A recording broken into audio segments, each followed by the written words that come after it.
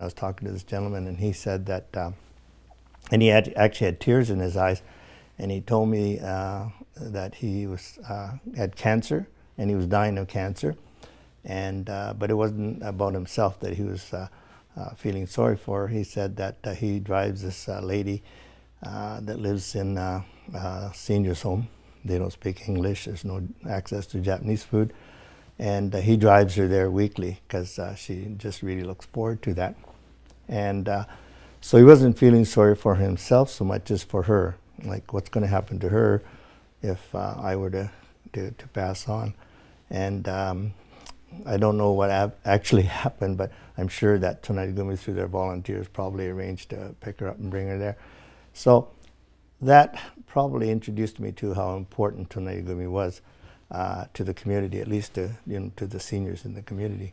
I was working at a trade fair for Mitsubishi, and this fellow, his name was Mr. Minagawa, who I credit for everything that I was able to accomplish.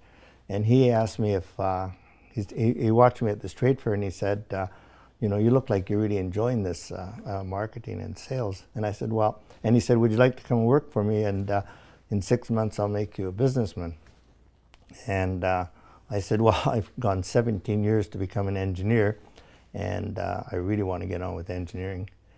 And he said, you could always become an engineer, so come with me, and in 6 months, I'll make you a businessman.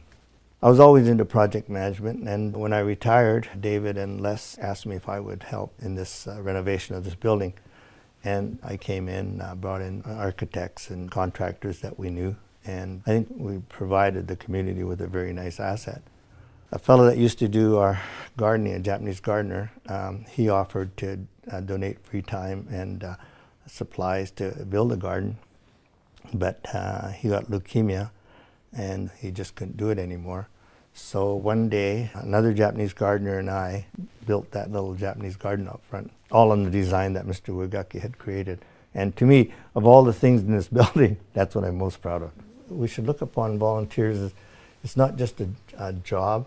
I think there's some payback in that they get to spend quality time with people, and a lot of us don't know a lot about our heritage, and neither do the second and third generation. I think being able to sit down and be involved with these older people and hearing their story, I think gives them a little bit more background about their heritage. Everybody is looking for the same amount of money. In the Japanese community, we have the Japanese school, the Nikkei, and Stevenson. There are a lot of organizations that need money from a very small group of people, up